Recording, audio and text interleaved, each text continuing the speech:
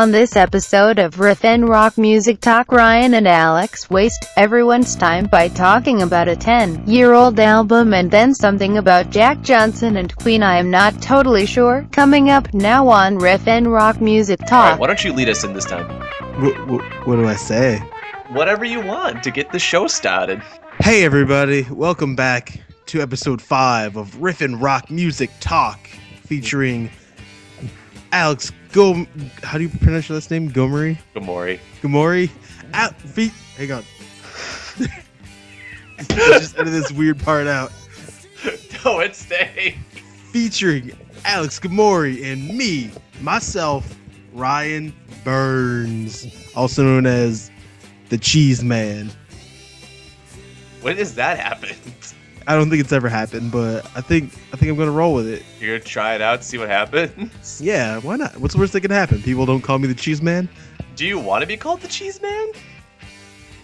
Yeah, you're right. Let's get rid of this whole thing. Let's not call me the Cheese Man, everybody. That would be embarrassing. It'd be really cool of you to never call me the Cheese Man. Anyway, so today we are looking at three recordings today. We are branching out into a new realm of musical productions. No, we're not doing musicals yet, which maybe someday we'll do musicals. But we're going to be covering our first EP, which is groundbreaking because EPs are shorter than LPs. They are, therefore they're easier to review. Why did we think of this sooner? So if you have an EP that you like us to listen to, just let us know and we'll spend about 15 minutes and listen to it. Please send it to ilovedoinglesswork@riffandrockmusic.com. Or just send it to us on Facebook so we can actually get it. Carrier pigeons and smoke signals still accepted. Yes, of course. Before we get started, I want to do a couple shout-outs. Shout-outs number 1 to Steve Clark for liking every single thing we've ever done on our page. And promoting us on his own webcomic. Which you should check out. You should definitely check out. It's a very funny, enlightening comic called Customer Servicer. That's Customer Service-er with an R at the end of service. So .net. So if you customerservicer.net, or if you Google search customer servicer, it'd probably come up. It should come up, maybe. We hope. And also special shout outs to everyone who has liked our page. We have exploded from 17 to 23 likes in the span of 2 days. That is a 200% increase. That's right. You heard it here first. Math has changed. 7 more likes, we can get access to insight about our activity. So for those 7 of you that are holding out, hit that like button and we can look at a graph to see how people are liking us. Yeah, we can look at pie charts, bar graphs, and maybe even one of those weird things that look like those heart speedometers, like in the hospital, like to make sure that you're still alive. And then if it breaks, then you die. Whatever the name of that machine is. A line graph? Yeah. A line graph.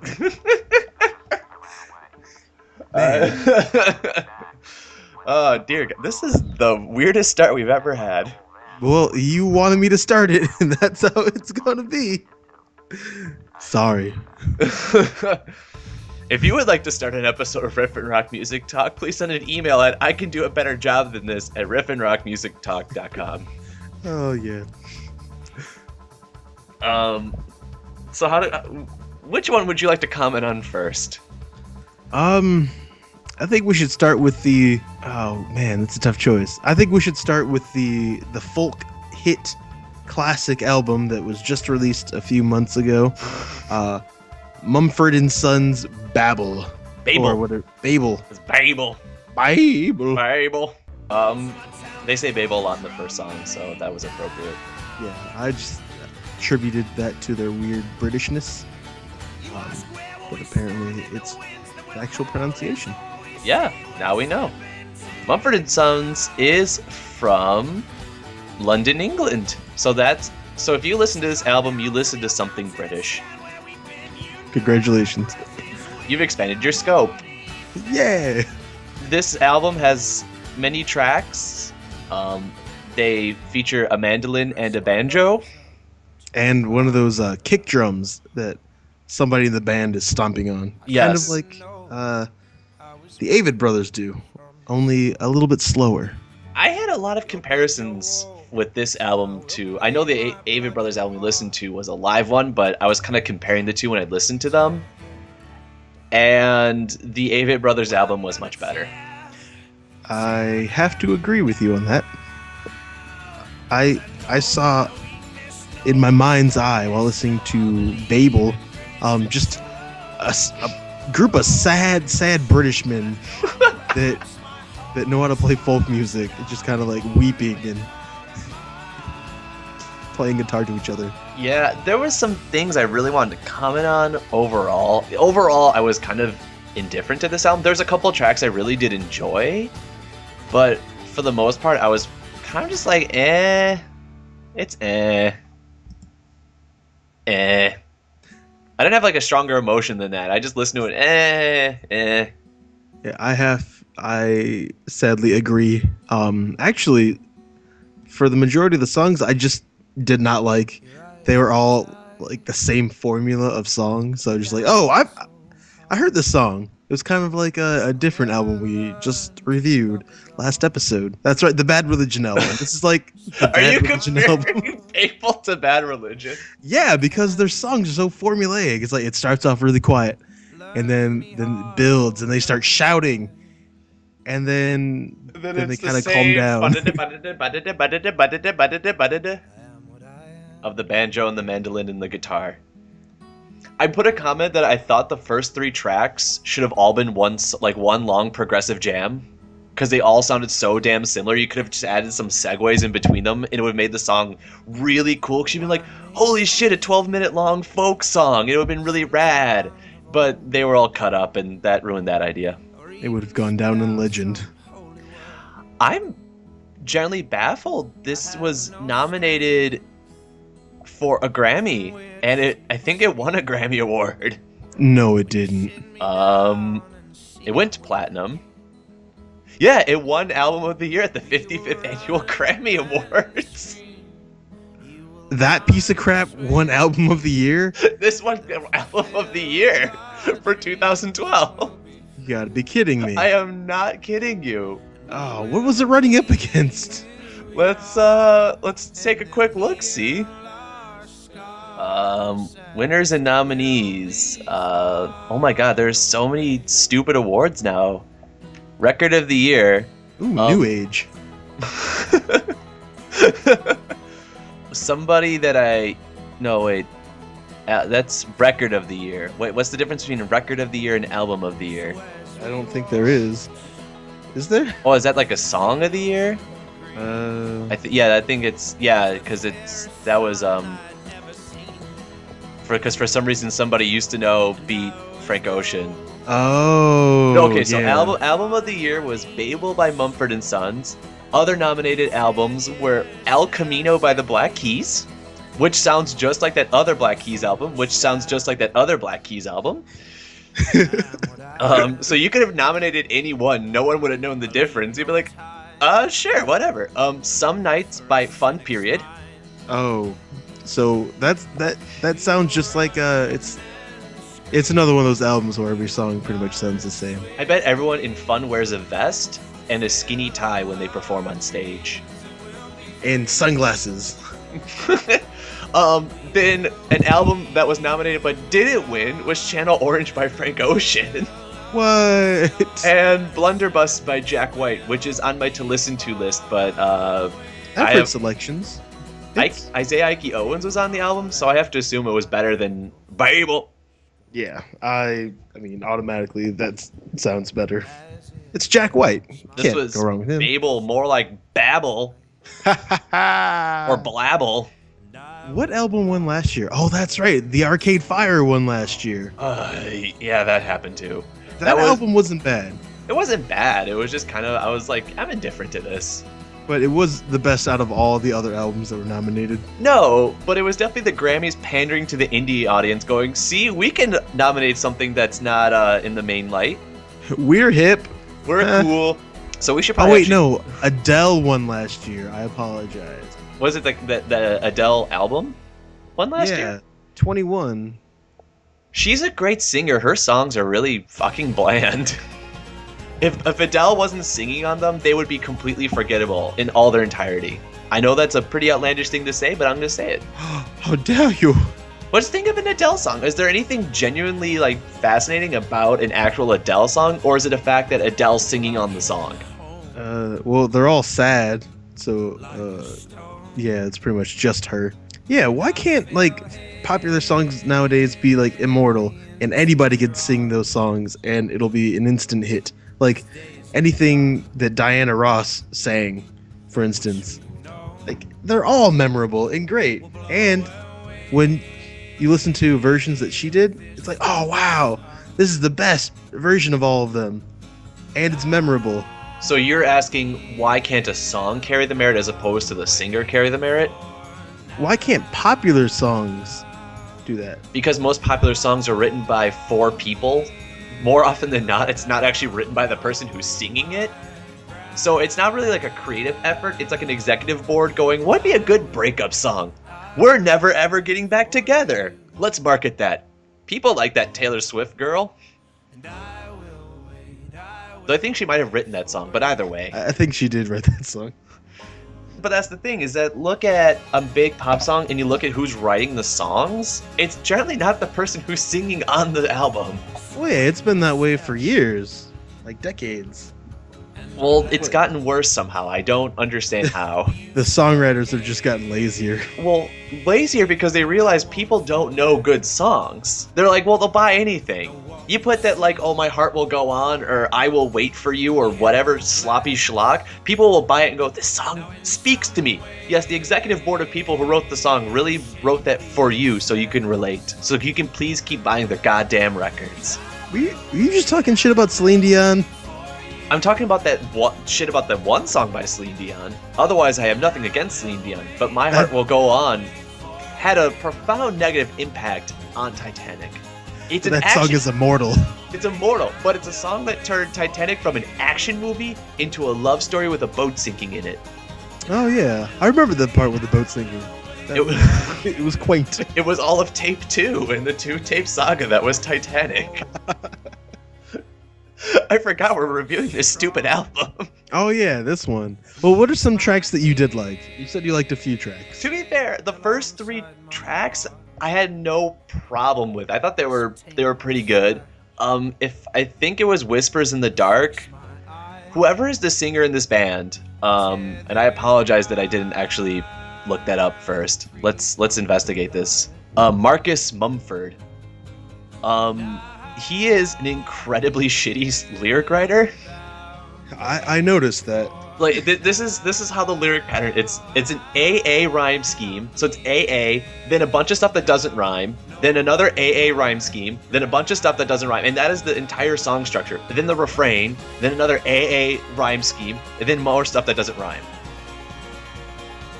Yeah, folk music. Yeah, but it's really lazily written. That's not folk music at all, folks. So this Marcus Mumford feller is really good at conveying emotion, which is actually, I genuinely enjoyed the first Mumford & Sons album, Sigh No More, the first fully. I thought it was good, but he was doing a much better job of conveying like some sort of emotion or some sort of hurt or loss. And this time he's just like, fuck it, people will buy my shit.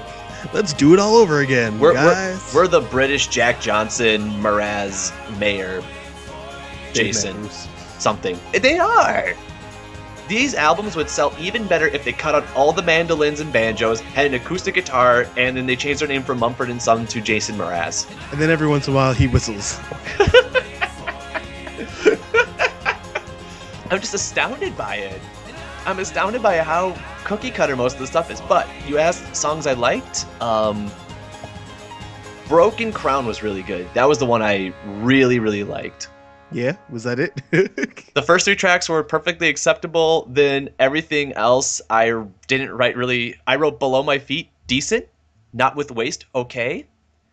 I wrote for Ghosts That We Knew, a ballad song. Then It for was. 3 or 4 songs I wrote, is this a Jack Johnson cover? Yeah, it was. This is the kind of album that some guy at a fraternity is going to put on, and he's be like, man, this is just heartfelt. It speaks to me. That's exactly what I wrote. I wrote sensitive frat boy music.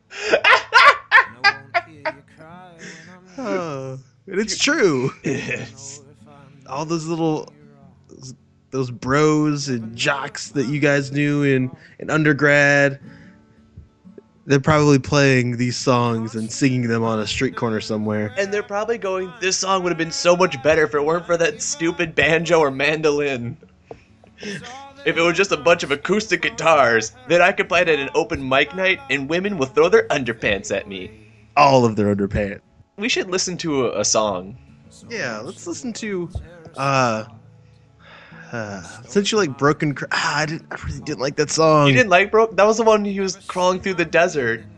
The one song I wrote that like 2 songs. That's the very first song because it set the mold for all the other songs. Yeah, Babel was good because you didn't listen to the rest of the album yet. And you're like, oh, this is cool. Exactly. And then like you listen to Whispers in the Dark and you go, oh, this is the same song. And then I Will Wait, like, oh, this is the same song. Which is why it should have been a 12-minute epic. Oh, it would have been so Rush-esque that Seriously. no one could... Or like throw a delay pedal on the banjo. Actually, I remember in the middle of one song, they put in electric guitar, even though it played like one chord or one note. Yes! And I was like, oh yeah, this song's going to get great, but it just kind of plateaued. It was really... I remember that, I'm like, why is there an electric guitar in here? But the only other song that I specifically liked was Hopeless Wanderer. It sounded like they got really, really mad at the end, or angry, or I don't know, something happened. Maybe somebody walked into the studio with a bunch of donuts, or like, all right, let's get through this so you can go eat those donuts. I wrote for that song, the last minute is the best part. Yeah. Because it really builds into something. It Which does. is why I like the first album. He was good at kind of conveying a tortured, or an angry emotion. And this time he was just like, So all the times where he's just kind of like singing along, he doesn't sound particularly interested in what he's doing either. He's like, oh, heart and glarse and shart and fart and shark and dart. Fart and hurt. And harp and a popped heart. And then they harmonize for a second. They go fart. And then they do it all over again. Yeah. But when he gets into it, it's really engaging and I like it. Like, yeah, you tell me about that. He could be reading me stock quotes that'd be like, yeah, tell me, what's AOL doing today? AOL's down 12 points. I'm like, I don't care. This is great. But then he just gets quiet again. I'm like, oh, fuck you, dude. Come on, I don't want to listen to my investment portfolio being read to me now. Get out of here. Isn't it good? Yeah, I mean, if it was just that part of the song, it would have been passable. This should have been an EP. This should have been like the first 3 tracks mushed together. Hopeless Wanderer would have been good. And then I would have said Broken Crown, and then a remix of Broken Crown. Yeah, and actually, apparently, according to the deluxe edition, they have a cover of Paul Simon's The Boxer, which I would have liked to hear, but instead I bought the non-deluxe, the peasant version of the CD. You just couldn't be bothered to spend that extra money. Yeah, I mean, it was an extra $250 or something. Ugh. It looks like that cover also features Paul Simon. Really? That's what it says here, is The Boxer, Jerry Douglas featuring Mumford & Sons and Paul Simon. Oh, man, now I should have spent the extra $2.50 for the deluxe edition. I can only assume that was the best song on this album because Paul Simon can save most things. Yeah, when I was listening to this album, I'm like, man, they should have at least thrown in one cover. That would have been great. But, possibly The Boxer by Paul Simon. But you got to pay extra for that. All right, I'm done with this album. Can I comment on one last thing? Yeah, sure. Lover of Light had, I think it was just like an acoustic guitar song, except for the end where I think it was a mandolin they threw in, and for some reason the mandolin sounds really weird.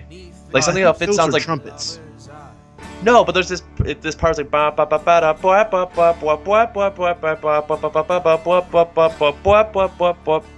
it could have been a keyboard, maybe. I think it was supposed to be a mandolin or a cheap computer plugin that's supposed to simulate a mandolin, but something about it, I don't know what. I wrote, mandolin sounds really weird at the end.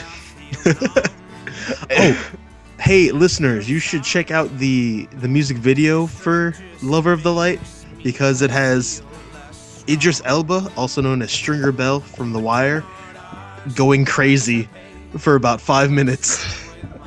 And it's even better when you turn off the music, like just mute your speakers and just watch him talking to himself, and then running off of a cliff at the end. It's beautiful.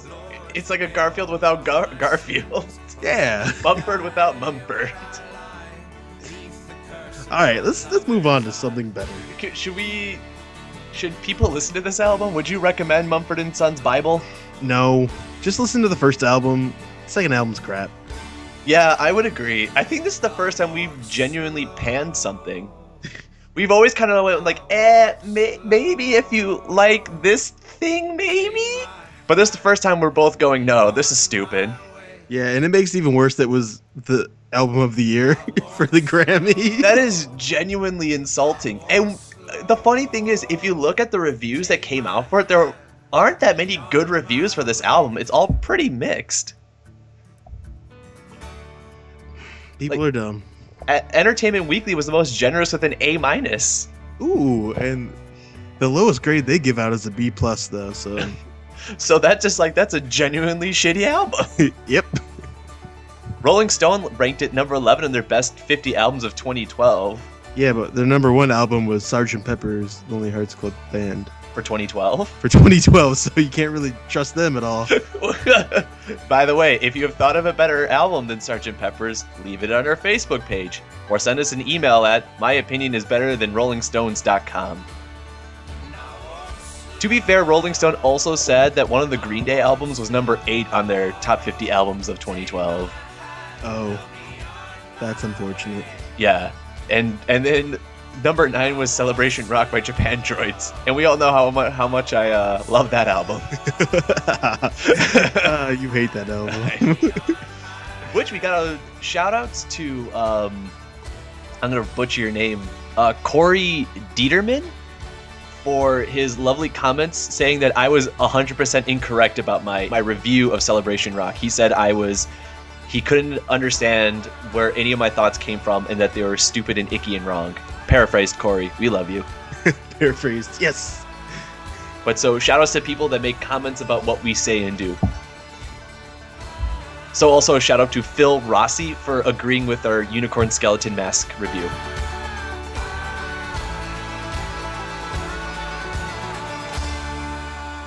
Let's talk about something better than Mumford & Sons' blabble. Yeah, let's go back a couple of years. How long ago was this? 10 years ago? Yes, because they just did the 10th anniversary release, because every album needs a 10th anniversary release. Yeah, they do. Yes. So we are going to now change gears. We're going to talk about an album that has been widely hailed through different circuits as one of the best albums to come out in the last 20 years. You've probably listened to it. You've probably heard at least one song.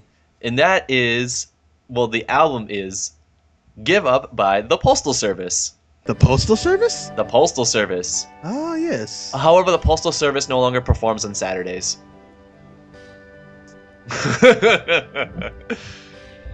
Postal Service is Jimmy Tamborello of Death Cab and Cutie.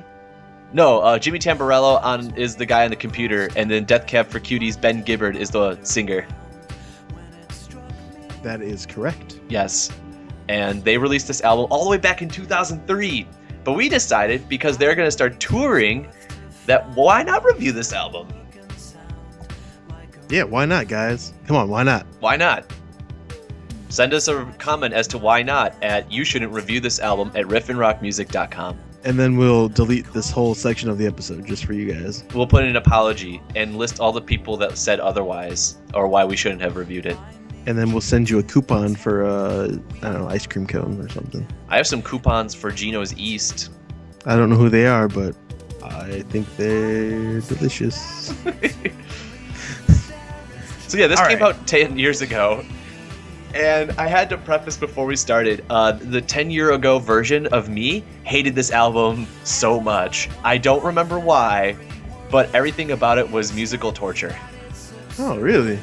To be fair, 10 years ago, my favorite band was Rage Against the Machine, and this album didn't sound like Rage Against the Machine, so therefore it was stupid. I agree.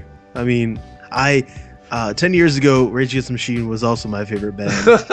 And I did listen to this album then, and I wasn't too thrilled about it, but it grew on me. It lasts. It's good. My re-exploration, the shorthand is, this is a good album. I believe this is a legendary album, but it still has its flaws. The general comment I wrote down is that the majority of people won't understand why this is a great album. Really? This is my logic for it. Jimmy, the guy who does all the music, at least that's my understanding of how this band works, is that Ben sings and then Jimmy makes the computer sounds. Yeah, it's like Eno and Burn. Yeah, exactly. Or Burn and anyone else he unfortunately collaborates with now, because he just, well, whatever. The music's really cool, and there's a lot of these interesting little effects slipped in and little cool musical tricks that are in the album that I think most people wouldn't catch. Like, one I wanted to comment on was, so Such Great Heights that's the big popular song of this album. It got covered by a bunch of people, it was in some iPod commercials. It was almost nominated for a Grammy. But Babel wins something and this doesn't, but whatever. But if you listen to the beepy bloopy stuff at the beginning, it's ping-ponging between each speaker. It's not just like centered and you listen all at once, it's bouncing back and forth. And there's a lot of cool little attentions to detail that are in this album that are what make computer-generated music really exciting, is because you can pull off little nifty tricks like that. And that for me was actually why the album was so amazing. I thought the lyrics I was kind of indifferent to them. And I was like, well, the singer's not even that great in my opinion, and the lyrics are kind of meh. But the music itself was like, oh wow, they just did that. Oh wow, cool. And it was all those little nuances that made the album really astounding for me. It could have been instrumental, and I would have thought it would have been just as amazing. Like the last song? Instrumental? My comment for the last song, Natural Anthem, was this song in all caps. It's a good one. Funny enough, good work, Jimmy. Funny enough, reminds me of a Magma song, which makes this all the more amusing. I want to hear your opinion, but I will comment real quick there, because Natural Anthem has this sort of a string instrument or a string synthesized instrument. It has like a couple note part, and then just like the song kind of just jams out and rocks the fuck out all over it. Which reminds me of a live performance by Magma where they had a violin player. And actually it was just a keyboard part playing the same part over and over, but the violin player and the drummer were just like going completely crazy over just the simple keyboard part. And I'm like, this is so... It's amazing. And some reason the Postal Service reminded me of Magma. That's great, Alex. Thank you for that. So what did you think of this album? I really like it.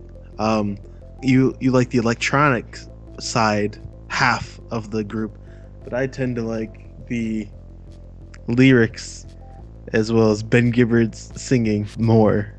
Ben Gibbard he's one of those artists for me that always sounds like he's really freaking bored of what he's doing.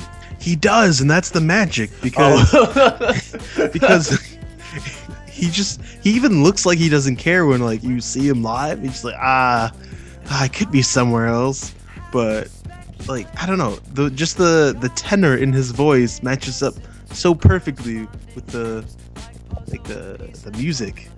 I can't imagine very many other artists, singers, doing the songs more justice than he does. Which is funny, because for the song "This Place Is a Prison," I had written a note, could use a different singer and would be better. Yeah, but we don't talk about that song. That's like the one bad song in the album. I like the song, and again, all the instrumentation of it I think is really cool, but the singing on it doesn't match up with it. It needs someone a little bit more interested in what they're doing. Like Weird Al? Do you think he'd be perfect for that? Or the guitarist from Helmet. Oh, yeah. By the way, I think, what was it, on Funny or Die? Yeah. There is a video of music guy from Postal Service trying out different people to collaborate with, and eventually they get to Ben Kibbard and they're like, buy our 10th anniversary version of this album. But it's all these people trying out, and one is Weird Al and one's the guitarist from Helmet and Amy Mann, the bassist from Guns N' Roses.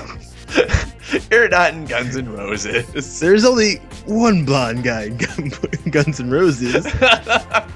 No, there's two. No, I don't think so. It's so funny. So, do you recommend this album, even though it's old and boring, But it's not, it's to not, young people? It's really worthwhile, but it's really worthwhile putting on a good set of headphones and really listening to the nuances and little details that are in the music. Oh yeah, so speaking of the nuances in the song Such Great Heights, I was listening to it once while also doing my laundry at the same time, and the beat of the song, you know, the whoosh, whoosh, matched up perfectly with the washing machine. I'm like, oh, that's where he got that sound from. Okay. The mysteries of Postal Service. It's grand.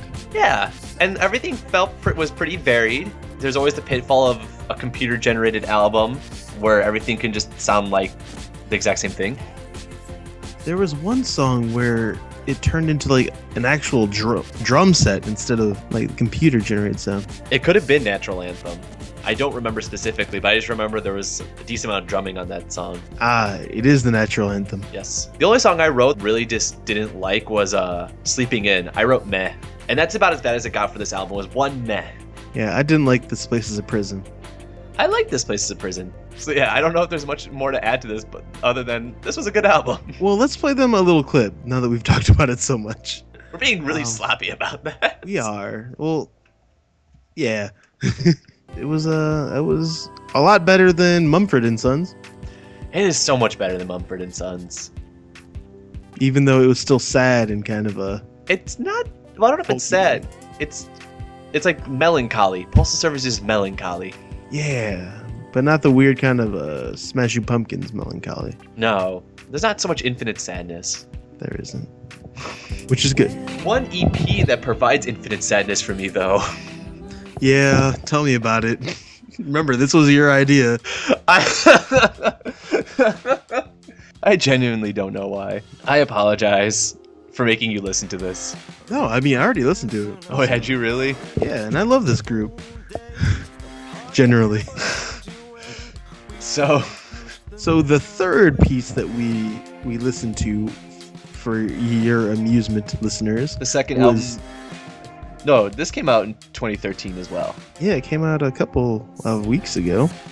So the second semi-relevant album we're reviewing ever.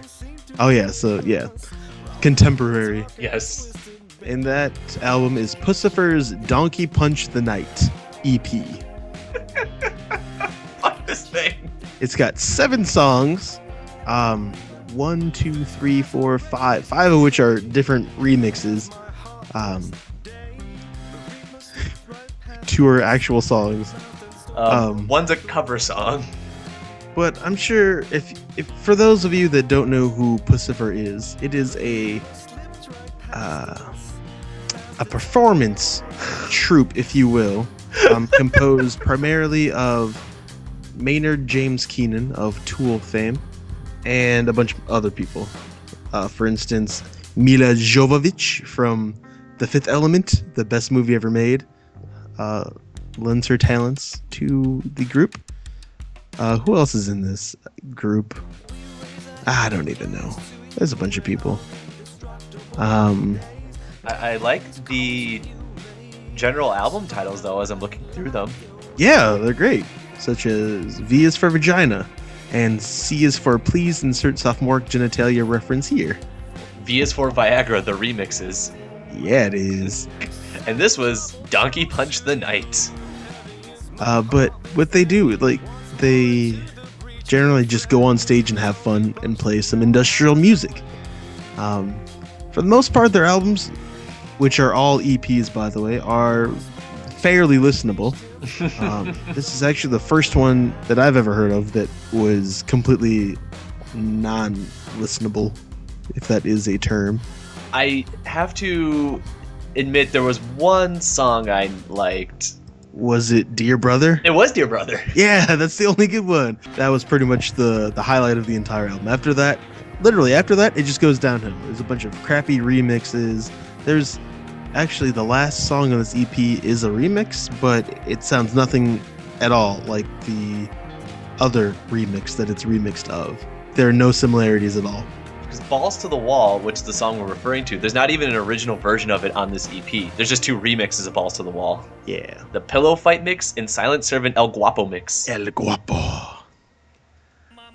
But the very first song on the album it's a, I guess, drunken karaoke ripoff, I guess is the best term, of the Bohemian Rhapsody, where it sounds like they just kind of decided to do a shot-for-shot remake of Bohemian Rhapsody with a little bit of a creative liberties taken. My interpretation of the creative liberties were Maynard Keenan couldn't hit the high notes. He couldn't. So I was listening, I'm like, there's just a bunch of points where he just starts singing down instead of up. I'm like, wait a minute, he just couldn't hit the high notes. And it's funny because he admitted that too. Oh, did he? Yeah, he's like, yeah, I can't hit those notes. I'm not even going to try. But they still decided to cover this song. Yeah. Oh, and if you... Oh, sorry. Balls to the Wall wasn't an original. That was also a cover. Oh, really? By a band called Accept. Oh, well, there you have it, which guys. is a German heavy metal band. And that's the best song of the album. So it's got 2 covers and some other song called Breathe. And Breathe has just a bunch of stupid stuff like The Body Has a Need, and they repeat that over and over. Yep. So, do you recommend this album? No. I don't recommend it either. Unless you're a diehard Pussifer fan or a diehard industrial music fan. Like, you can't fall asleep at night unless you listen to Throbbing Gristle. Don't get it. Instead, get... C is for insert sophomore genitalia reference here. Is that the better of their albums? That's by far the best. It's got plenty of Mila Jovovich, as well as some really, really catchy songs that are very well written. I like the album cover for it. Yeah, it's Jesus. He's trying to hold a roll of toilet paper. What, Mila Jovovich is in this album. That's so confusing. Yeah. No, she's singing. She's actually really good at it. Wasn't she the one from those Resident Evil movies? She was, or she is. But she's best known for being Lilu Multipass Dallas from The Fifth Element. Multipass. I don't know if I've ever seen that film all the way through. Alex, you can't tell me that. How many times have we seen The Room together and we haven't?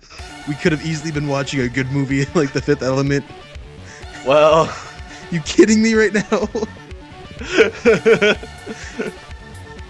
She was nominated for a Razzie for The Fifth Element for Worst Supporting Actress. Really? Yeah. That's the best movie of all time. However, she was nominated for a Saturn Award for Best Supporting Actress. There you go. For the same exact movie. So yeah, we didn't really like what we listened to this time around.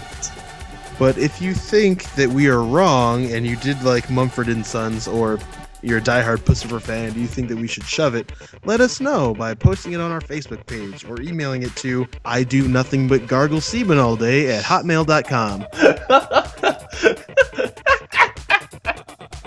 Oh, dear God. I was really concerned going into this review that you were gonna like the Mumford & Sons album and be like, it's okay. I feel so much better knowing you disliked it just about as much as I did. It was garbage. Human garbage. Can I briefly plug in something I listened to that wasn't reviewed on the show? Please. So, after much discussion of... Well, not much discussion. But, hold on. I'm having a colossal brain fart here. But, Ryan and I talked about Tangerine Dream a couple times, once a long time ago. And you said you fell asleep to it. I did. I actually got a chance to listen to one of their albums, Electronic Meditation, and it's pretty good. Electric Meditation? Yeah, it's sort of some, I mean, got some electric synthy stuff, but then a lot of just random instruments jamming over it for no particular reason. It kind of sounds like Square Pusher if Square Pusher was from the 70s instead of today. Oh.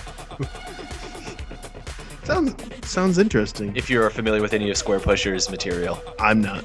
But I imagine they sound just like Tangerine Dream. Well, it's Square Pusher's a bunch of just like random breakbeats, but then randomly there'll be a jazz solo in between a song. Oh. It's really bizarre music, but it's definitely worth listening to. And for no reason, he'll just like throw in random audience cheers in the middle going, oh, this is maybe a live song. No, it's not. Yes, it is. I'm just screwing with you guys. Beautiful. It's really good. Although you should listen to Tangerine Dream's Phaedra.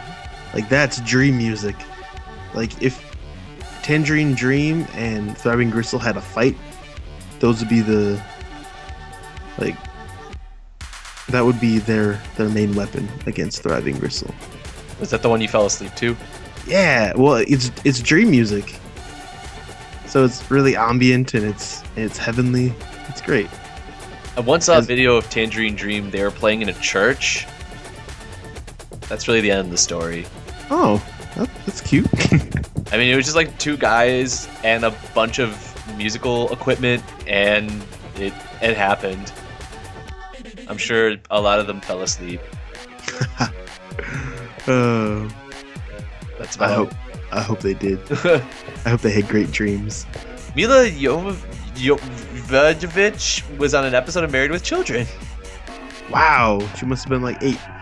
It was back in 1989, so she was 13.